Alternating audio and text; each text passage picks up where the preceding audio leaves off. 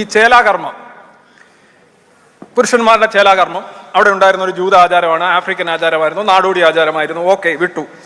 നിങ്ങൾ ആ സാധനം എടുത്ത് നിങ്ങളുടെ കിറ്റിയിലിട്ടിട്ടുണ്ട്. ഇനി ജനിക്കുന്ന കുട്ടികൾക്കും ഇനി വരാനിരിക്കുന്നവർക്കും എല്ലാം നിങ്ങൾ നിർബന്ധമാക്കിയിട്ടുണ്ട്. ഈ ദൈവത്തിന്റെ സൃഷ്ടി പരിപൂർണവും ദൈവം വലിയ എല്ലാം അറിയുന്നവനുമാണെങ്കിൽ എന്റെ ചോദ്യം ഇതാണ്: എന്താണ് ഈ ചേലാകർമ്മത്തിന്റെ യുക്തി? നിങ്ങൾ സംസ്കാരം ഉൾക്കൊള്ളാണെന്നൊന്നും പറയില്ല.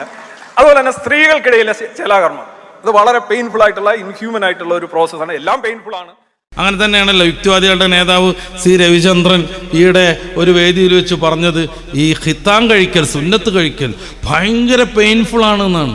മൂപ്പരാൾ 10 വട്ടം കഴിച്ചതുപോലെ ഉണ്ട് വർത്താനം കേട്ട.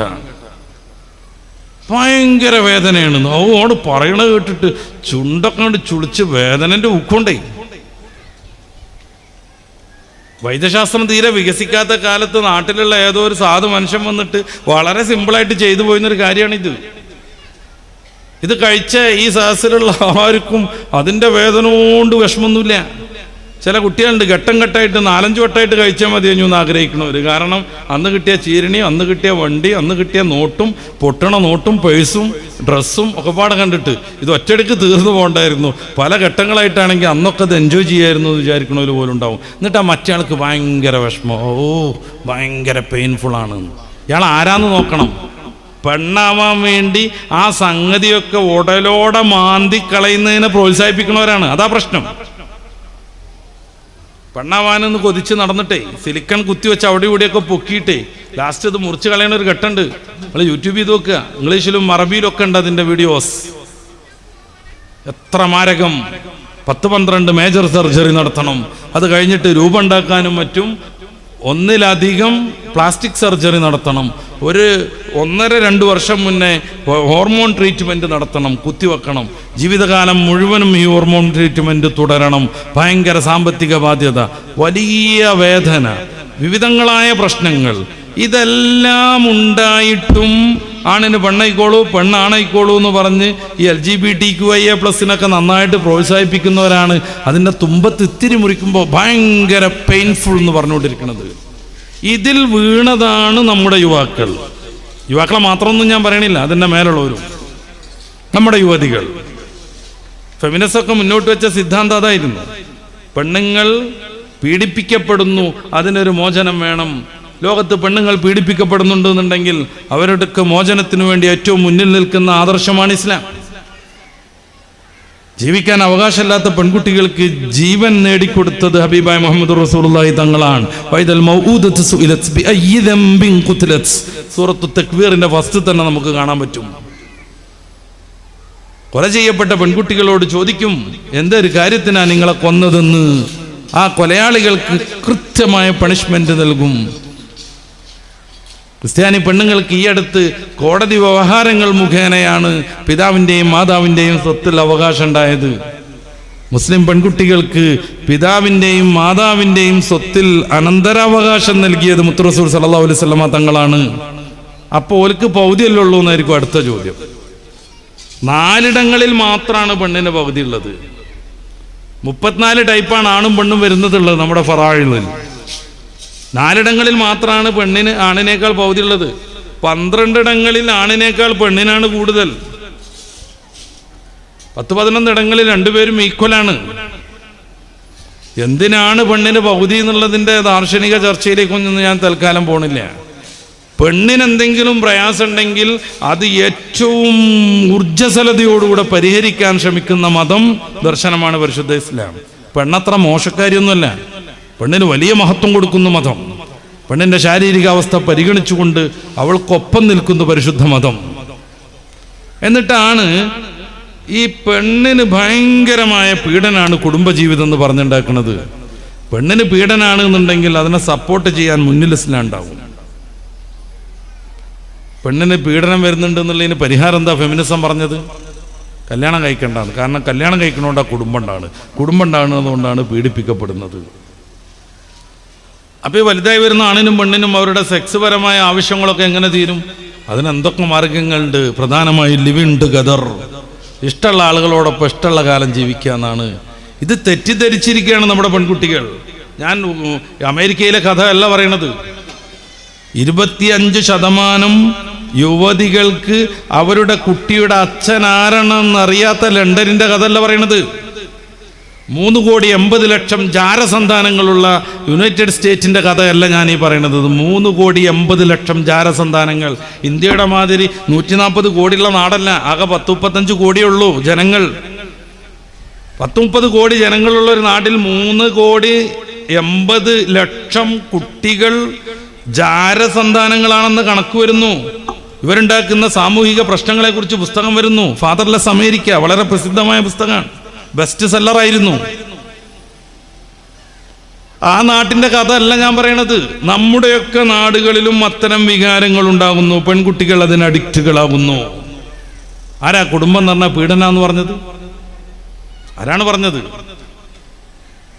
നമ്മളെ പറഞ്ഞ് പറ്റിക്കുന്ന കുറേ സംഗതികളുണ്ട്, അതിലൊക്കെ അകപ്പെട്ടുകൊണ്ടിരിക്കുന്നു നമ്മൾ. അതുകൊണ്ട് കുറേ പെൺകുട്ടികളാണ് മോലിയർട്ടിയാളെ മുടക്കിക്കൊണ്ടിരിക്കുന്നത്. എന്തിനാ മഞ്ഞോനെയും കൂടി മോലിയർട്ടിയാക്കണെന്ന് ചോദിക്കുകയാണ് പെങ്ങള്. ചിലപ്പോൾ അവൾക്ക് ഓനെ കാണാൻ കണ്ടിരിക്കാൻ മോഹം ഉണ്ടാകും. അവളുണ്ടെങ്കിൽ അവൾക്ക് ആവശ്യമായ കുറേ സംഗതികൾ കടയിൽ നിന്ന് വാങ്ങിച്ചു കൊടുക്കാൻ അവൾക്ക് സ്വകാര്യമായിട്ട് അവനെ ഉപയോഗിക്കാൻ പറ്റുന്നുണ്ടാവും. അവൾ ഉപയോഗിക്കേണ്ട പല സ്വകാര്യ സംഗതികളുണ്ട്. ഒരു ശരാശരി വീട്ടിലെ വലിയ പണമൊന്നുമില്ലാത്ത വീട്ടിലെ കുട്ടി പോലും പുറത്തിറങ്ങി പോണെങ്കിൽ 6 സാധനം തേക്കണം അവളെ മുഖത്തും അവിടെ ഇവിടെയൊക്കെ ആയിട്ട്. ആദ്യം ഒന്നിച്ച് പൊട്ടിയിടണം. ഈ പെയിന്റിങ്ങിന്റെ മുമ്പ് നടത്തുന്ന സാധനം അത് ഒഴുകി പോകാതിരിക്കാൻ സ്പ്രേ അടിക്കണം. അതിന് തിളക്കം വരാൻ വേണ്ടി കുറേ സാധനം വേണം. ഇവിടൊക്കെ ഏതോ ഒരു കളറ് തേക്കണം. കണ്ണിൻ്റെ ഉള്ളിൽ കൂടെ കറുപ്പടിക്കണം. ഈ കണ്ണിൻ്റെ ഉള്ളിൽ അടിക്കണ കടുപ്പിനൊക്കെ 2,000 രൂപയൊക്കെ വില ഉണ്ട്. അതുകൊണ്ടാണ് പെൺകുട്ടികളെ കരയിപ്പിക്കരുത്. അവരുടെ കണ്ണുനീരിന് വലിയ വില ഉണ്ട് എന്ന് പറയുന്നത് അതുകൊണ്ട് കൂടെയാണ്. പെൺകുട്ടികളെ കരയിപ്പിക്കാൻ പാടില്ല, പെണ്ണുങ്ങളെ കരയിപ്പിക്കാൻ പാടില്ല. അവരുടെ കണ്ണുനീരിന് വലിയ വില ഉണ്ട് എന്ന് പറയുന്നത് അതുകൊണ്ട് കൂടെയാണ്. ഇവിടുന്ന് വലിച്ചിടുന്നത് ഭയങ്കര വില ഉള്ളത്, ഇങ്ങോട്ട് പോകുമ്പോഴത്തേന് റോസ് ഒലുകും, അത് ഭയങ്കര വില ഉള്ളത്. കുറച്ചും കൂടി ഇങ്ങോട്ട് താഴേക്ക് പോരുമ്പോഴേക്ക് ആദ്യത്തെ പൊട്ടി പോകും, അതിനും വില ഉള്ളത്. പെൺകുട്ടികളെ കണ്ണീരിറ്റിട്ടുണ്ടെങ്കിൽ ഭയങ്കര വിലയാണ്. ഇത് സ്വകാര്യമായിട്ട് കൊണ്ടുവരണമെങ്കിൽ ഓളെ അനുജൻ കുട്ടി അവിടെ വേണം. അപ്പോൾ ഓനെ മുലയിരട്ടിയാക്കണീന് ഓളിങ്ങനെ ചെയ്ത്താനായി നിൽക്കും. ഉസ്താദിൻ്റെ മക്കൾ മൂല്യരാവാൻ സ്വാഭാവികമായിട്ട് ടെൻഡൻസി കാണിക്കും. അപ്പോൾ എതിർക്കാൻ വേണ്ടിയിട്ട് അയലോക്കത്തു നിന്ന് ആരെങ്കിലും വരും.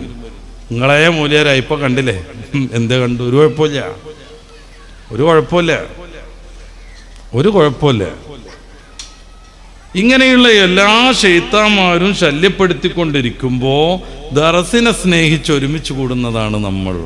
ഞാൻ എൻ്റെ പ്രസംഗം അവസാനിപ്പിക്കാൻ പോവാണ്. കുറേ കാര്യങ്ങൾ സംസാരിക്കാനുണ്ട്. ഒറ്റ കാര്യം ഗൗരവത്തിൽ നേരത്തെ പറഞ്ഞത് ആവർത്തിച്ച് ഓർമ്മപ്പെടുത്തുകയാണ്.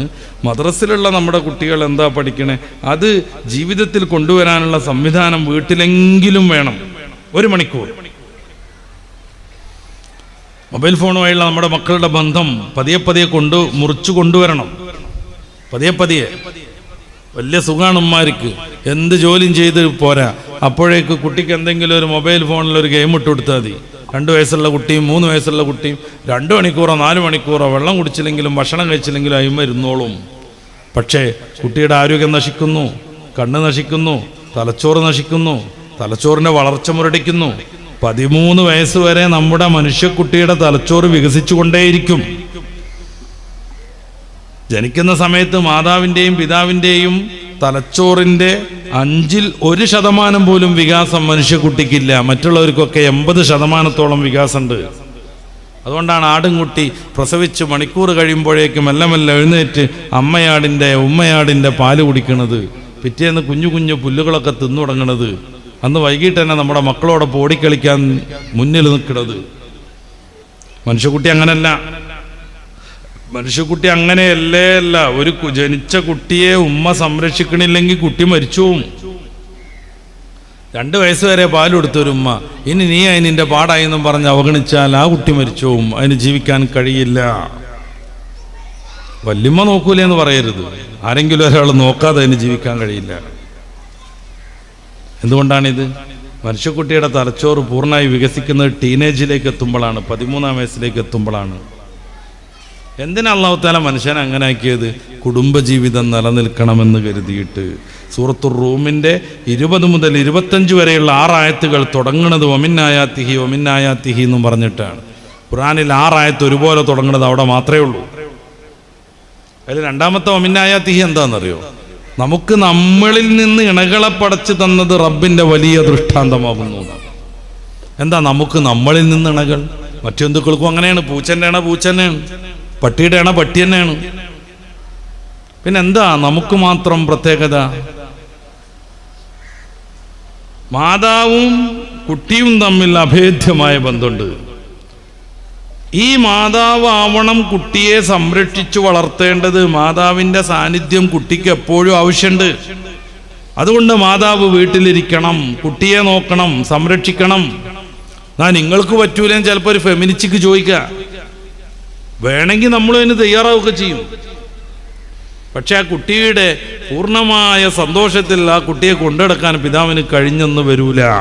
പിതാവിന് പാലെടുക്കാൻ കഴിയില്ല, പിതാവിന് താരാട്ട് കെട്ടാൻ കഴിയില്ല. നമ്മളൊക്കെ എങ്ങാനും ഉറക്കത്തിലൊക്കെ പെട്ടെന്ന് എണീറ്റ് ഒരു കുട്ടീനെ എടുത്തിട്ട് തോളത്തൊക്കെ ഇട്ട് ചെസ്റ്റിലൊക്കെ ഇട്ടൊന്നിങ്ങനെ ഒരുതിയിട്ടുണ്ടെങ്കിൽ മെല്ലെ കരഞ്ഞിന്ന് കുട്ടി പിന്നെ ആർത്ത് കരയാൻ തുടങ്ങും. അവരുടെ ഭാഷ പോലും നമുക്കറിയില്ല. കുട്ടികളോട് പറയേണ്ട ഒരു പ്രത്യേക ഭാഷ ഉണ്ട്. നിന്റെ പേരെന്തെന്ന് ചോദിച്ചോ മുഖത്ത് നോക്കും, തുറപ്പിച്ച് നോക്കും, പിന്നെ കരയും ചെയ്യും. ഈ ഉമ്മാര് പേര് ചോദിക്കുന്ന ഒരു പ്രത്യേക ലാംഗ്വേജ് ഉണ്ട്. അതിന് എഴുത്തുണ്ടെന്നൊന്നും എനിക്കറിയില്ല, അത് അവർക്കേ സാധ്യമുള്ളൂ.